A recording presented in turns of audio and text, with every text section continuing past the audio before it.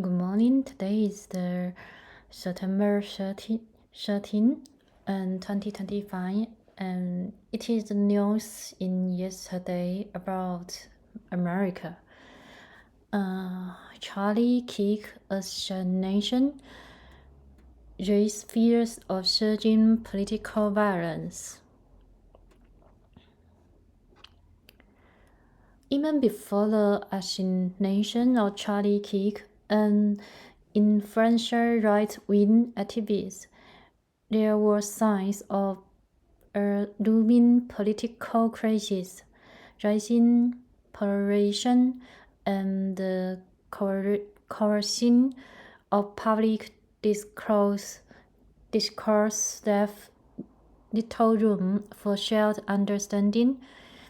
Acts of violence targeting figures on the left and the right had begun piling up, but the killing of Kirk on a Wool's colleague campus Wednesday, shortly after he began speaking to a young crowd on a sunny afternoon, raised the possibility that the country has entered an even more perilous phase. On social media, it was easy to find left-wing posters reveling in Kirk's death and suggesting he go or he deserve. On the right, initiate expression of grief and shock were overtaken by open calls for political reckoning and vengeance. There were anonymous proclamations that the country was on the brink of civil war or should be. There are worried experts who warned that Americans' tolerance for politically motivated attacks has been growing at a striking pace. We are basically a tinderbox of a country that traversed paths. A political science professor at the University of Chicago who has been conducting regular polls to measure attitudes toward political violence since supporters of President Donald Trump attacked the Capitol on January 6, 2021. We are seeing more ridiculous politics and more support for violence than at any point since we have been doing these studies in the past 4 years. The shooting of Kirk 31 was captured from multiple angles on videos. Gruesome footage of bloody spurting from his neck quickly went viral. A few days earlier, many Americans had watched similarly disturbing footage of a young public transit rider in Charlotte, North Carolina, who was stabbed to death by a stranger in an unprovoked attack. The killing had begun entangled in an escalating national debate over Trump's desire to send the military into Democratic-led cities to combat crime. In a country where the president calls his opponents scum and opponents accuse him of fascism, it already seemed to many that the value of public discourse had hopefully frayed. Kirk, who was prolific on social media, was himself deeply engaged in a conversation about crime, posting on the social platform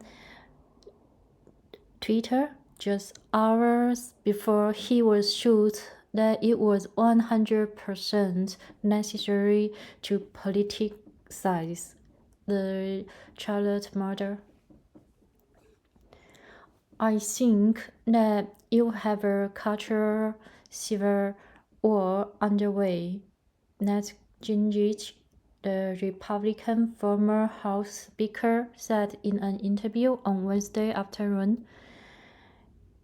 Gingrich said he fully supported Trump's efforts to upend the American status quo, but he acknowledged that they were rocking the ship of state.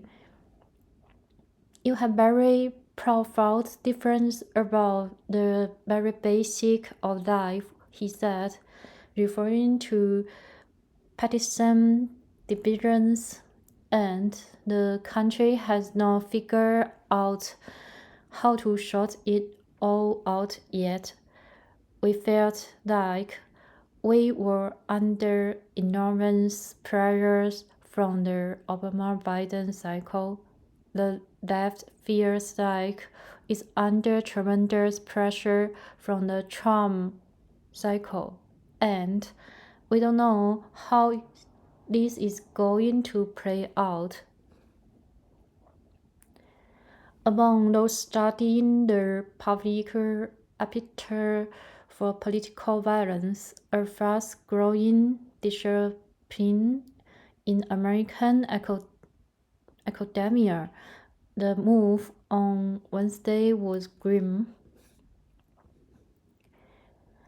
In PAF's most recent survey in May, nearly 39% of Democrats agreed with the idea that removing Trump from office by force was justifiable. At the same time, nearly a quarter of Republicans said it was justifiable for Trump to use the military to crack down on protests against in his agenda.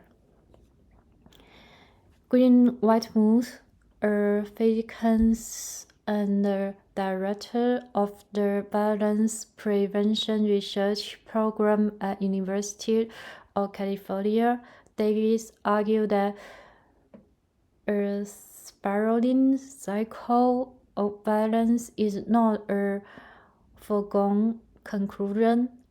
The task we face now is to note that the people at the extremes pull the rest of us over the edge with them. Whitemuth said, we need to make our rejection of political violence clear. Kirk was a committed partisan in the immediate aftermath of the shooting. Matthew Dawn, a political analyst at MSNBC, called him a divisive figure who had engaged in hate speech. You can stop with those short or awful shots you have, and then saying these awful words and not expect awful actions to take place.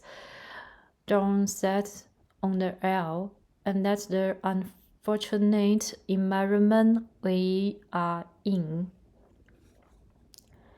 Rebecca Cooler, the MSNBC president, called Dawn's comments insensitive and unacceptable. On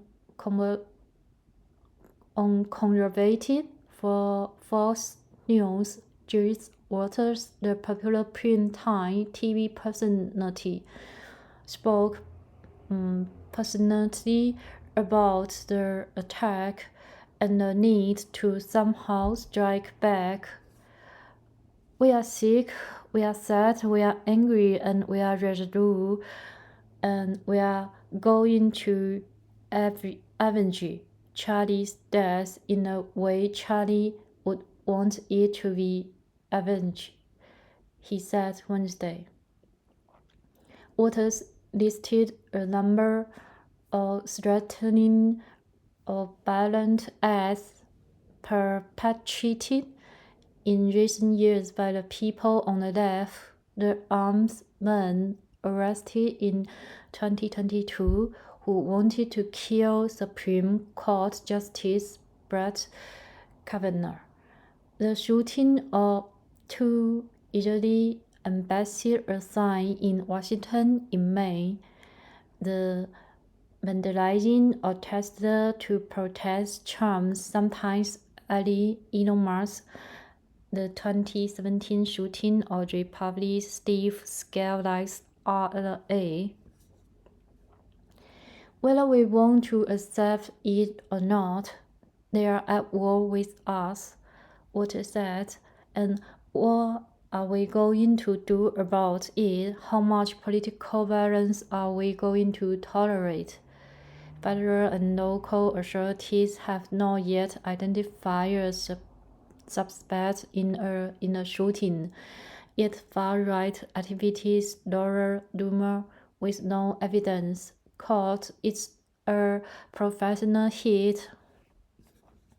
Still, one prominent right-wing figure, Nick Fulton's, a notorious racist and anti-Semite, beseech his followers to become and the president's calls for violence.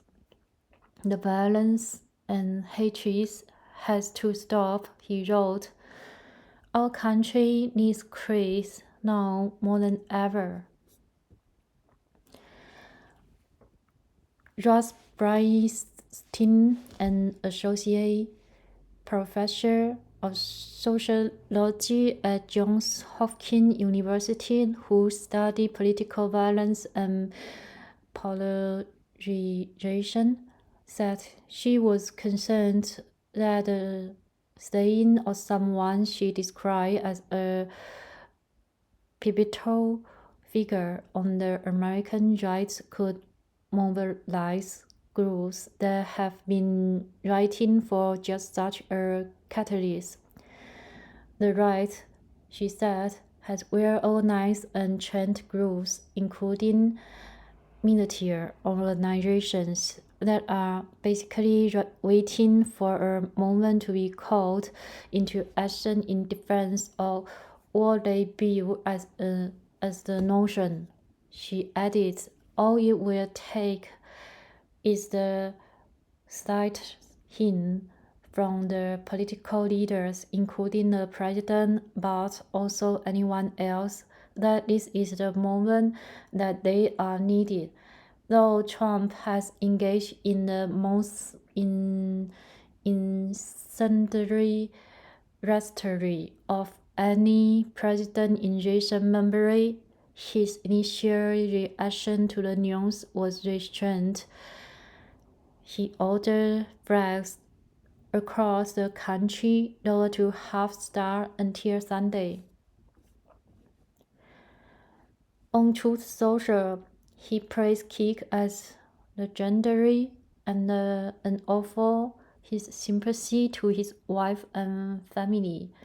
Later, though, Trump blamed Kirk's murder on the news media and the radical left of demonizing those with whom you disagree.